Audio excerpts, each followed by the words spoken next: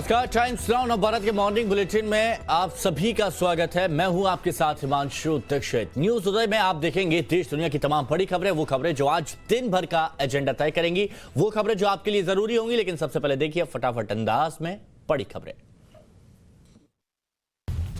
प्रधानमंत्री नरेंद्र मोदी आज देहरादून के दौरे पर जाएंगे। इस दौरान पीएम मोदी उत्तराखंड को 18,000 करोड़ की योजनाओं की सौगात देंगे। पीएम मोदी यहां पर एक ग्राउंड में एक जनसभा को भी संबोधित करेंगे। दावा किया जा रहा है कि जनसभा में करीब 1 लाख लोग जुटेंगे। पीएम मोदी जिन परियोजनाओं का शिलान्यास करेंगे उनमें दिल्ली देहरादून इकोनॉमिक कॉरिडोर भी शामिल है। केंद्रीय गृह मंत्री अमित शाह आज राजस्थान के जैसलमेर का दौरा करेंगे। यहाँ गृह मंत्री बीएसएफ के जवानों के साथ रोहतास बॉर्डर पोस्ट पर रात बिताएंगे। अपने इस दौरे पर गृह मंत्री शाह तनोट माता मंदिर में भी दर्शन करेंगे। यहाँ बीएसएफ स्थापना दिवस पर राइजिंग डे परेड का आयोजन भी होगा। गृह मंत्री के दौरे को लेकर सुरक्षा कड़ी कर दी गई है। जैसलमेर बॉर्डर पर हाई अलर्ट है। आज संयुक्त किसान मोर्चा की अहम बैठक होने वाली है। इस बैठक में आंदोलन की आगे की रणनीति पर मंथन होगा। किसान नेता राकेश टिकैत का कहना है कि 4 दिसंबर की संयुक्त किसान मोर्चा की बैठक में सभी किसान संगठन एक राय होकर महत्वपूर्ण निर्णय लेंगे। सरकार टेबल पर आएगी तो हम किसानों की शहादत से जुड़े मुद्दे पर पूरे तथ्य सामने रखेंगे। केंद्रीय स्वास्थ्य मंत्री ने जानकारी दी है कि अब तक एट रिस्क वाले देशों से आए 16,000 नागरिकों में से 18 कोरोना से संक्रमित मिले हैं। इसके साथ ही आज कर्नाटक पर सबकी निगाहें होंगी, जहां ओमाइक्रॉन पीड़ित डॉक्टर के संपर्क में आए 5 लोगों की रिपोर्ट आनी है। देश के तटीय राज्यों आंध्र प्रदेश और उड़ीसा पर जवाद तूफान का खतरा मंडरा रहा है। तूफान के आज सुबह तक उत्तरी तटीय आंध्र प्रदेश और दक्षिण ओडिशा के तट पर पहुंचने की संभावना है। आईएमडी अमरावती निदेशक स्टेल सैमुअल ने कहा है कि पश्चिम मध्य बंगाल की खाड़ी के ऊपर बना दबाव उत्तर पश्चिम की ओर बढ़ सकता है और अगले 6 घंटों में ये एक चक्रवाती तूफान में बदल सकता है। आंदोलन के दौरान किसानों की मौत का आंकड़ा नहीं होने की बात पर राहुल गांधी ने केंद्र सरकार को आड़े हाथों लिया है। राहुल ने कहा कि पंजाब सरकार के पास शहीद हुए 403 किसानों के नाम हैं। हमने उनके परिजनों को 5-5 लाख रुपए का मुआवजा दिया है। इसके साथ ही करीब 150 परिजनों को नौकरी भी दी गई है। केंद्र चाहे तो उनके फोन नंबर लेकर वेरीफाई कर ले। राहुल सोमवार को लोकसभा में भी ये मुद्दा उठाएंगे। यूपी के डिप्टी सीएम केशव प्रसाद मौर्य ने कहा है कि बीजेपी ने टोपी और लुंगी वाले गुंडों से व्यापारियों को मुक्त कराया है, वरना 2017 के पहले ये गुंडे व्यापारियों को डराने और धमकाने का काम करते थे। मौर्य प्रयागराज में एक व्यापारी सम्मेलन में बोल रहे थे। बुंदेलखंड के झांसी में रैली कर अखिलेश यादव ने योगी सरकार पर निशाना साधा। उन्होंने कहा कि झांसी वाले अब झांसे में नहीं आएंगे। वहीं प्रियंका गांधी के यूपी में आने से होने वाले असर पर अखिलेश ने कहा कि इससे समाजवादी पार्टी को शून्य नुकसान होगा। दिल्ली सरकार की मुख्यमंत्री तीर्थ यात्रा योजना के तहत शुक्रवार को अयोध्या के लिए पहली ट्रेन रवाना की गई। तीर्थयात्रियों को विदा करने खुद अरविंद केजरीवाल रेलवे स्टेशन पर पहुंचे, लेकिन उन्होंने आरोप लगाया कि केंद्र सरकार ने स्टेशन पर कार्यक्रम नहीं करने दिया। मीडिया को भी तीर्थयात्रियों से बात नहीं करने दी गई। मशहूर पंजाबी सिंगर सिद्धू मूसेवाल कांग्रेस में शामिल हो गए हैं। माना जा रहा है कि मूसेवाल अपने गृह जिले मानसा से चुनाव लड़ सकते हैं। कांग्रेस में शामिल होने के बाद नवजोत सिंह सिद्धू मूसेवाला को राहुल गांधी से मिलाने भी लेकर आए। मूसेवाला का असली नाम शुभदीप सिंह सिद्धू है और मूसेवाला को अपने गाने में हिंसा और बंदूक संस्कृति को बढ़ावा देने के लिए आलोचना का सामना करना पड़ा था। बिहार के जमुई में हाल ही में मुखिया बने जयप्रकाश महतो की गोली मारकर हत्या कर दी गई है। बाइक से आए हमलावरों ने एक मोड़ पर उन्हें गोलियां मारी। महतो को अस्पताल ले जाया गया, लेकिन उससे पहले ही उन्होंने दम तोड़ दिया। महतो दरखा पंचायत के मुखिया थे। घटना से आक्रोशित लोगों ने पुलिस की 2 गाड़ियों को आग के हवाले कर दिया। लोगों ने सड़क पर टायर जलाकर सड़क भी जाम की। पंजाब में श्री मुक्तसर साहिब के गांव गुंडर में एक डेरा प्रेमी को गोली मारने की घटना सामने आई है। अज्ञात हमलावरों ने डेरा प्रेमी चरणदास की दुकान में घुसकर उन्हें गोलियां मारी। गंभीर रूप से घायल चरणदास को अस्पताल ले जाया गया, जहां डॉक्टरों ने उन्हें मृत घोषित कर दिया। चरणदास पर 3 साल पहले बेअदबी का मामला दर्ज हुआ था। राजस्थान में करौली जिले के हिंडौन में एक पिता ने अपनी 13 साल की बेटी के हाथ पैर बांधकर इसलिए पिटाई कर दी क्योंकि उसने चाय नहीं बनाई। मां की मौत के बाद बेटी घर का काम करती है। पिता ने चाय बनाने के लिए कहा, पर वो गेहूं साफ कर रही थी। मारपीट का वीडियो वायरल होने के बाद पुलिस पिता तक पहुंची और अब उसके खिलाफ कार्रवाई की जाएगी। राजस्थान में एक व्यक्ति ने पत्नी से अनबन होने पर खुद को आग लगा ली। उसके घर में जाने और आग लगाने के बाद बाहर भागने की पूरी घटना सीसीटीवी में कैद हो गई है। अब अस्पताल में उसका इलाज चल रहा है। आग लगाने से पहले उसने जहर भी खाया था, लेकिन जहर नकली निकला। पाकिस्तान में श्रीलंका के एक नागरिक के हाथ पैर तोड़कर उसे जला दिया गया है। प्रियांथा कुमारा नाम के इस व्यक्ति पर पैगंबर मोहम्मद की निंदा करने का आरोप था। वो सियालकोट की एक फैक्ट्री में एक्सपोर्ट मैनेजर के तौर पर काम करते थे। इस घटना पर पाकिस्तान के पीएम इमरान खान ने कहा है कि दोषियों को जल्द से जल्द गिरफ्तार कर सजा दी जाएगी। अमेरिकी विदेश मंत्रालय के 11 कर्मचारियों के मोबाइल फोन को इजरायल की कंपनी एनएसओ ग्रुप की टेक्नोलॉजी से हैक करने का मामला सामने आया है। जिन लोगों के फोन हैक किए गए हैं उनमें युगांडा में काम करने वाले फॉरेन सर्विस के एक अधिकारी भी शामिल हैं। ये खुलासा ऐसे वक्त हुआ है जब महीने भर पहले ही अमेरिका ने एनएसओ ग्रुप को ब्लैक लिस्ट किया है।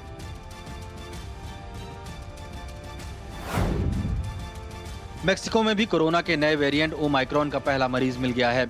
संक्रमित व्यक्ति दक्षिण अफ्रीकी नागरिक है जो 21 नवंबर को मेक्सिको आया था और 27 नवंबर को बीमार पड़ गया। स्पेन के आइलैंड में ज्वालामुखी से इतना ज्यादा लावा निकल रहा है कि एक बड़ी चट्टान नीचे आ गई। इस इलाके में 10 दिन से लावा निकल रहा है। इसके चलते एक बड़े इलाके में राख जमा होने से लोग परेशान हो रहे हैं। बोलिविया में एक खास प्रजाति के गिद्ध को नेशनल पार्क में छोड़ा गया। दुनिया भर की तरह बोलिविया में भी गिद्ध कम होते जा रहे हैं। इस गिद्ध को लोकेशन ट्रांसमीटर लगाकर छोड़ा गया ताकि गिद्धों के रहने और दूसरी जरूरी जानकारियों के बारे में पता चल सके। इस परिंदे को पहले एक गांव वाले ने पालतू पक्षी की तरह घर में रखा हुआ था।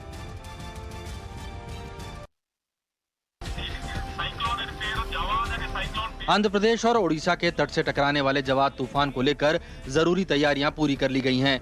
करीब 54,000 लोगों को सुरक्षित जगहों पर भेजा गया है। 197 राहत केंद्र बनाए गए हैं। एनडीआरएफ और एसडीआरएफ की टीमों की भी तैनाती की गई है। आज साल का सबसे आखिरी सूर्य ग्रहण पड़ने वाला है। भारतीय समय के मुताबिक ये पूर्ण सूर्य ग्रहण सुबह 10:59 पर शुरू हो जाएगा और दोपहर 3:07 पर खत्म होगा। सूर्य ग्रहण की अवधि करीब 4 घंटे 8 मिनट होगी। हालांकि ये सूर्य ग्रहण भारत में नहीं दिखाई देगा। ओलंपिक गोल्ड मेडल विजेता नीरज चोपड़ा आज से पीएम मोदी के मीट द चैंपियन कैंपेन का आगाज करेंगे। वो आज अहमदाबाद के संस्कार धाम जाकर बच्चों से रूबरू होंगे। वो बच्चों से बैलेंस डाइट और फिटनेस पर बात करेंगे।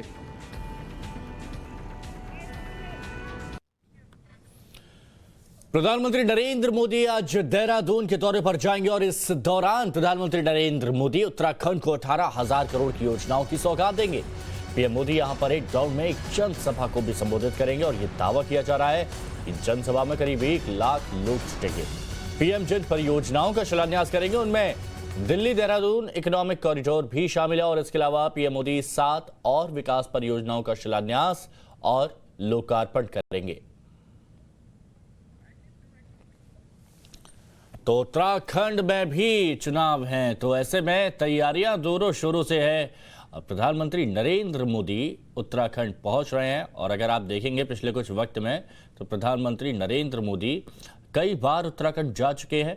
कुछ वक्त पहले नवंबर में ही प्रधानमंत्री नरेंद्र मोदी केदारनाथ भी गए थे और अब आपको बता रहे हैं कि देहरादून जो दौरा है प्रधानमंत्री नरेंद्र मोदी का वो कैसा होने वाला है। करीब दोपहर 12:25 पर जॉली ग्रांट एयरपोर्ट पहुंचेंगे प्रधानमंत्री मोदी।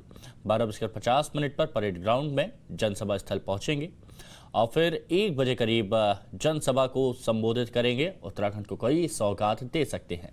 वहीं लगभग 3 बजे जॉली ग्रांट एयरपोर्ट से दिल्ली रवाना होंगे प्रधानमंत्री नरेंद्र मोदी। ये इनका दौरा है प्रधानमंत्री नरेंद्र मोदी का देहरादून दौरा, जहां पर कई सौगात मिल सकती है। 18,000 करोड़ की योजनाओं की सौगात प्रधानमंत्री नरेंद्र मोदी उत्तराखंड देहरादून को दे सकते हैं। 7 विकास परियोजनाओं का लोकार्पण भी प्रधानमंत्री नरेंद्र मोदी करेंगे और साथ ही दिल्ली देहरादून इकोनॉमिक कॉरिडोर जो काफ़ी तरक्की करेगा उत्तराखंड की, उसकी भी शुरुआत होगी। 120 मेगावाट के 82 बिजली परियोजना का भी यहाँ शुरुआत की जाएगी और NH 58 पर देवप्रयाग श्रीकोट के बीच 38 किलोमीटर का राजमार्ग भी यहाँ दिया जाएगा, उसका भी शिलान्यास किया जाएगा। वहीं केंद्रीय गृह मंत्री अमित शाह आज राजस्थान में जैसलमेर का दौरा करेंगे और यहां गृह मंत्री BSF के जवानों के साथ रोहताश बॉर्डर पोस्ट पर रात बिताएंगे। अपने दौरे पर गृह मंत्री अमित शाह तनोट माता मंदिर जो काफी प्रसिद्ध है वहां दर्शन भी करेंगे। यहां BSF स्थापना दिवस पर राइजिंग डे परेड का आयोजन होगा। गृह मंत्री अमित शाह परेड का निरीक्षण करेंगे और गृह मंत्री के दौरे को लेकर सुरक्षा भी कड़ी कर दी गई है। जैसलमेर बॉर्डर हाई अलर्ट पर है और तनोट माता मंदिर में दर्शन करेंगे गृह मंत्री अमित शाह। यहां संयुक्त किसान मोर्चा की एक अहम बैठक होने वाली है और इस बैठक में आंदोलन की आगे की रणनीति पर मंथन होगा। किसान नेता राकेश टिकैत का कहना है कि 4 दिसंबर को संयुक्त किसान मोर्चा की बैठक में सभी किसान संगठन एक राय होकर अहम फैसला लेंगे। सरकार टेबल पर आएगी तो हम किसानों की शहादत से जुड़े पूरे तथ्य भी सामने रखेंगे और इस बैठक में आगे की रणनीति पर चर्चा होगी। किसानों ने कहा कि बाकी मुद्दे सुलझाने के लिए सरकार को बातचीत करनी चाहिए। हो सकता है कि आने वाले दिनों में फिर से किसान और सरकारों के बीच बात शुरू हो जाए।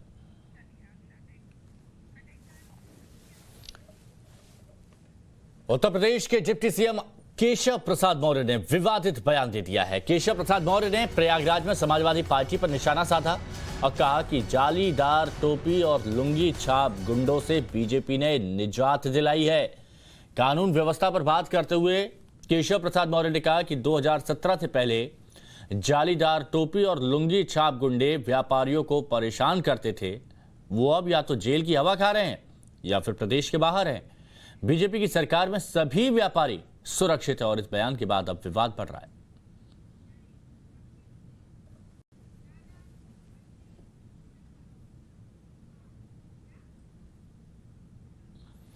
तो केशव प्रसाद मौर्य ने यह बयान दिया है जहां पर उन्होंने लोकसभा चुनाव से पहले कितने लुंगी छाप गुंडे घूमते थे, गोली टोपी लगाए हुए, राइफल रिवाल्वर बंदूक लिए हुए व्यापारियों को डराने और धमकाने का काम कौन करता था?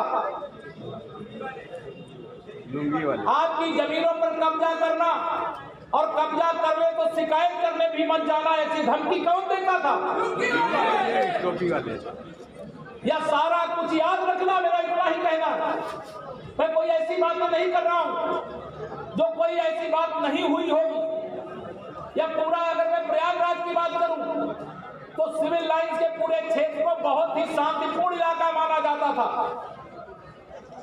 लेकिन इस शांतिपूर्ण इलाके को भी अशांत करने के लिए एक साथ मैं देखता था 20-20, 30-30, 40-40 गाड़ियों में 50-50, 100-100 वस्त्रहे लेकर के अपराधी समाजवादी पार्टी से जुड़े हुए आते थे कि नहीं आते थे? पूरे कमिश्नरी से जुड़े हुए जिस भी बाजार से संबंधित आप होंगे, आप बताइए गुंडे गुंडागर्दी दिखाते थे कि नहीं दिखाते थे? जब से भारतीय जनता पार्टी की सरकार बनी है, क्या ये गुंडे आपको दिखाई दे रहे हैं क्या? सही बात बताना, दिखाई दे रहे हैं क्या? यूपी सरकार के मंत्री सिद्धार्थनाथ सिंह ने अखिलेश यादव पर निशाना साधा है। सिद्धार्थनाथ सिंह ने कहा है कि अखिलेश यादव कहते हैं कि जब हमारी सरकार आएगी तो बुलडोजर वापस हो जाएगा। वो किसका समर्थन कर रहे हैं? बुलडोजर वापस लेकर जो अवैध कब्जा करके बैठे माफिया और डॉन है उन पर हमने बुलडोजर चलाया है। ये यूपी सरकार में मंत्री हैं सिद्धार्थनाथ सिंह, संसदीय कार्य मंत्री, अखिलेश यादव पर निशाना साध रहे हैं। यादव जी बोलते हैं कि जब हमारी सरकार आएगी तो बुलडोजर वापस हो जाएगा। अब वो किसका समर्थन कर रहे हैं बुलडोजर वापस करके? बुलडोजर हमने तो आम आदमी पे चलाया नहीं, व्यापारी पे तो चलाया नहीं। हम लोगों ने बुलडोजर किस पे चलाया? जो अवैध कब्जा करके माफिया या डॉन बैठे हुए उनके घरों पर, जिन्होंने अवैध तरीके से गरीबों का खून पसीना की जो कमाई है उसको चूस कर उन्होंने अपनी जमीन हत्याई उन्हीं की और उसी पे अपने अवैध घर बनाए, उन्हीं को हम बुलडोजर उन पे चला रहे हैं। देश के तटीय राज्यों आंध्र प्रदेश और ओडिशा पर जवाद तूफान का खतरा मंडरा रहा है। तूफान के आज सुबह तक उत्तरी तटीय आंध्र प्रदेश और दक्षिण ओडिशा तट पर पहुंचने की संभावना है। आईएमडी अमरावती निदेशक स्टेला सैमुअल ने कहा है कि पश्चिम मध्य बंगाल की खाड़ी के ऊपर बना दबाव उत्तर पश्चिम की ओर बढ़ सकता है और अगले 6 घंटों में ये एक चक्रवाती तूफान में बदल सकता है। ये तस्वीरें देखिए, जब तूफान आता है तो उससे पहले बारिश, तेज हवाओं का दौर शुरू हो जाता है और यही कुछ जवाद तूफान ला रहा है अपने साथ। और आप देखेंगे दक्षिणी भारत में आंध्र प्रदेश, ओडिशा, यहाँ पर एक खतरा मंडरा रहा है। अभी से लोग परेशान हैं। हालांकि एनडीआरएफ और एसडीआरएफ ने अपनी तैयारियां शुरू कर दी हैं। और इसके साथ रेस्क्यू टीम भी जगह जगह तैनात करती गई है ताकि किसी भी तरह की जो अप्रिय परिस्थिति है उससे बचा जा सके। अब ये देखिए दक्षिण भारत की तरफ कैसे ये जवाद तूफान बढ़ रहा है, जिसे चक्रवात भी एक तरह से कहा जा सकता है, वो तेजी के साथ बढ़ रहा है और वो दक्षिण भारत तक, अब उसमें सबसे पहले आंध्र प्रदेश और बाकी के राज्यों में टकरा सकता है।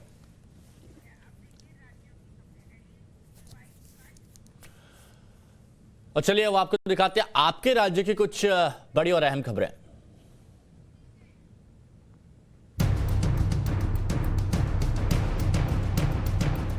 प्रयागराज में यूपी के डिप्टी सीएम केशव प्रसाद मौर्य ने विवादित बयान दिया है। बीजेपी के व्यापारी मंडल सम्मेलन को संबोधित करते हुए केशव प्रसाद मौर्य ने कहा कि पहले लुंगी छाप, जालीदार टोपी वाले बंदूक और पिस्टल लेकर घूमते थे, लोगों की जमीन कब्जाते थे, लेकिन योगी सरकार आने के बाद अब सारे व्यापारी सुरक्षित हैं। नेता हमारे देश के प्रधानमंत्री के रूप में माननीय श्री नरेंद्र मोदी जी हैं। दूसरी ओर उत्तर प्रदेश के मुख्यमंत्री आदरणीय योगी आदित्यनाथ जी की अगुवाई में प्रदेश में सरकार कैसे चलती है, इसका एहसास प्रदेश की 24 करोड़ जनता तक पहुंचाने का काम हम सब लोगों ने किया है।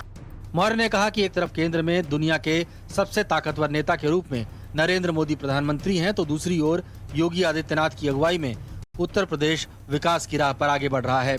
उधर यूपी के मंत्री सिद्धार्थनाथ सिंह ने भी अखिलेश पर निशाना साधा है। हिंदू मुस्लिम वोट बैंक अलग करने का आरोप लगाने वालों पर सीधा हमला बोलते हुए उन्होंने कहा कि हम राम और कृष्ण का नाम लेते हैं तो उन्हें आपत्ति होती है, वो जिन्ना का नाम लेते हैं तो कुछ नहीं। उन्हें जिन्ना मुबारक हो, हमें राम और कृष्ण मुबारक। हम लोगों ने बुलडोजर किस पे चलाया? जो अवैध कब्जा करके माफिया या डॉन बैठे हुए उनके घरों पर, जिन्होंने अवैध तरीके से गरीबों का खून पसीना की जो कमाई है उसको चूस कर उन्होंने अपनी जमीन हथियाई उन्हीं की और उसी पे अपने अवैध घर बनाए, उन्हीं को हम बुलडोजर उन पे चला रहे हैं। बिहार में सुशासन बाबू के राज में अपराधी बेलगाम हैं और दिन दहाड़े गोलियां चल रही हैं। जमुई में नवनिर्वाचित मुखिया की अपराधियों ने दिन दहाड़े गोली मारकर हत्या कर दी। घात लगाए 3 से 4 नकाबपोश अपराधियों ने अलीगंज प्रखंड के दरखा पंचायत के नवनिर्वाचित मुखिया प्रकाश महतो पर ताबड़तोड़ 3-4 गोलियां दाग दी। जानकारी के मुताबिक प्रकाश महतो किसी समारोह में शरीक होकर लौट रहे थे, तभी पहले से ही घात लगाए अपराधियों ने ताबड़तोड़ फायरिंग कर दी। प्रकाश महतो को सीने और पेट में गोलियां लगी, जिसके बाद उन्हें अस्पताल में भर्ती कराया गया, लेकिन डॉक्टरों ने उन्हें मृत घोषित कर दिया। मुखिया की हत्या से गुस्साए ग्रामीणों ने जमकर हंगामा प्रदर्शन किया और पुलिस की 2 गाड़ियों को आग के हवाले कर दिया।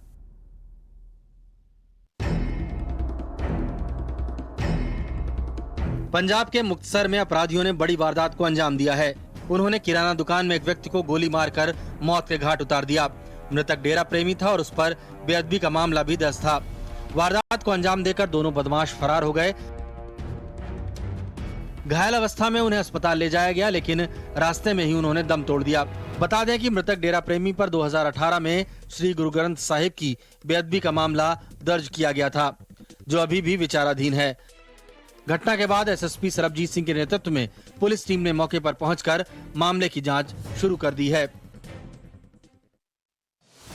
दिल्ली के सीएम केजरीवाल ने मुख्यमंत्री तीर्थ योजना के तहत शुक्रवार को दिल्ली के सफदरजंग रेलवे स्टेशन से अयोध्या के लिए पहली ट्रेन को हरी झंडी दिखाकर रवाना किया। करीब 1000 तीर्थयात्री इस ट्रेन से रवाना हुए। आम आदमी पार्टी के कार्यकर्ता स्टेशन के बाहर श्री राम नाम का पट्टा पहनाकर उनका स्वागत कर रहे थे और जय श्री राम के नारे लगा रहे थे। दिल्ली के मुख्यमंत्री पिछले दिनों श्री राम लला के दर्शन करने अयोध्या गए थे और वहां से आकर उन्होंने ऐलान किया था कि वो मुफ्त में दिल्ली के बुजुर्गों को अयोध्या के दर्शन कराएंगे। इसके साथ ही यात्रियों का रहना खाना सब कुछ फ्री होगा। इस यात्रा पर जाने वाले बुजुर्ग बेहद खुश थे। वो केजरीवाल को शुभकामनाएं दे रहे थे। कोरोना काल में इस तीर्थ यात्रा को लेकर सोशल मीडिया पर यूजर्स अरविंद केजरीवाल पर निशाना भी साध रहे हैं। देश के पहाड़ी इलाकों में मौसम का मिजाज बदल गया है। हिमाचल प्रदेश के कई शहरों में जमकर बर्फबारी हो रही है, जिससे तापमान में भारी गिरावट आई है और सर्दी बढ़ गई है। हिमाचल में पारा 20 डिग्री से नीचे लुढ़क गया है। लाहौल घाटी में बर्फबारी हो रही है। अटल टनल के नॉर्थ पोर्ट पर हिमपात हुआ है। वाहनों की आवाजाही पर रोक लगा दी गई है। उधर उत्तराखंड के बद्रीनाथ में भी बर्फबारी जारी है। केदारनाथ, बद्रीनाथ, गंगोत्री, यमुनोत्री धाम में बर्फ की सफेद चादर बिछ गई है। प्रदेश के पहाड़ी इलाकों में ठंड काफी अधिक बढ़ गई है। ज्यादातर जगहों पर रात को पाला गिर रहा है। वहीं मैदानी क्षेत्रों में कोहरा रहने से धूप देर से निकल रही है, लेकिन सैलानी इस बर्फबारी का जमकर मजा ले रहे हैं।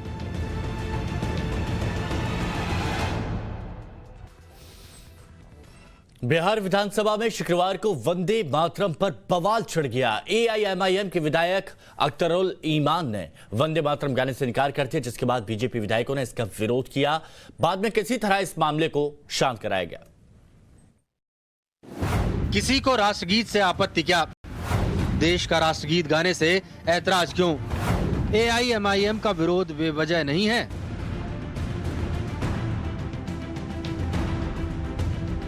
बिहार विधानसभा के शीतकालीन सत्र का समापन काफी गर्मागर्मी के साथ हुआ। सत्र के आखिरी दिन उस वक्त बवाल खड़ा हो गया जब एआईएमआईएम के विधायक और पार्टी के प्रदेश अध्यक्ष अख्तरुल इस्लाम ने राष्ट्रगीत वंदे मातरम गाने से इनकार कर दिया। उन्होंने कहा कि ये विधानसभा अध्यक्ष की तरफ से थोपा गया है। संविधान में ऐसा करना जरूरी नहीं है, हम इसे नहीं गाएंगे। हमारे संवाददाता साकेत कुमार ने जब इस बात पर अख्तरुल इस्लाम से सवाल करना चाहा तो उन्होंने क्या दलील दी, आप खुद सुनिए। पहली बार ऐसा हुआ तो क्या सदन में हमारे जो पूर्वज थे वो क्या उनको ज्ञान नहीं था? क्या राष्ट्र प्रेमी नहीं थे वो? क्या वो राष्ट्रभक्त नहीं थे? उनसे बड़ा राष्ट्रभक्त कोई होगा जिसने अपना बलिदान देकर देश को आजाद किया, जेलों में रहकर अंग्रेजों की डंडे खाकर देश को आजाद किया? वो उसको देश प्रेम नहीं था? वो राष्ट्रगान नहीं जानते थे क्या? राष्ट्रगान कोई आज की लिखी हुई चीज है? तो मैं कह रहा हूं जो परंपराएं हमारे बुजुर्गों की हैं उन परंपराओं को स्थापित रखना चाहिए। लेकिन बचाइए। जब देश की बात होती है तो इसमें गाने में क्या हर्ज है? अच्छा, सदन के अंदर मैं कह रहा हूं एक सांकेतिक तौर पर जब बातें हो रही ये बात बताइए कि गाना जरूरी क्यों है? ये बता दीजिए तो मैं कह दूंगा आपको। नहीं, ये क्या है मामला? हर एक आदमी का अनेक पसंद है। एक दस्तरखान में कोई अलग अलग चीजें खाता है। आप कहिएगा कि सारे लोग इसी कोट और पैंट में क्यों नहीं आए? सारे लोग क्यों नहीं आए आपके? सारे लोग इसी अंदाज में आना चाहिए था। हर का शौक अलग अलग है। नहीं, लेकिन एक तो देश के लिए राष्ट्रगीत और राष्ट्रगान बनाया गया है। देश के लिए तो मैं कहता हूं मातृ वतन गाने में जिंदाबाद, मातृ वतन जिंदाबाद, मातृ वतन तुझ पर 100 बार कुर्बान। ये तो मैं कहता हूँ। फिर राष्ट्रगीत से क्यों भाई उससे क्यों जरूरी है वो? राष्ट्रगीत से क्यों आपको जरूरी किसने कहा? जरूरी किसने कहा?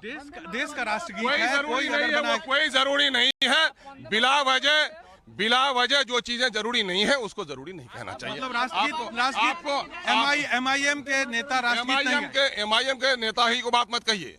आप जाकर के पहले सारे सदन के 243 लोगों से पहले पूछ लीजिएगा, उसके बाद हमको बताइएगा। तो मतलब ये गीत नहीं गाना है, राष्ट्रगीत नहीं गाना। मैं कह रहा हूं कि राष्ट्रगान पे मुझे एतराज नहीं है, लेकिन वंदे मातरम कहने में हमारे आस्था के मुताबिक नहीं है।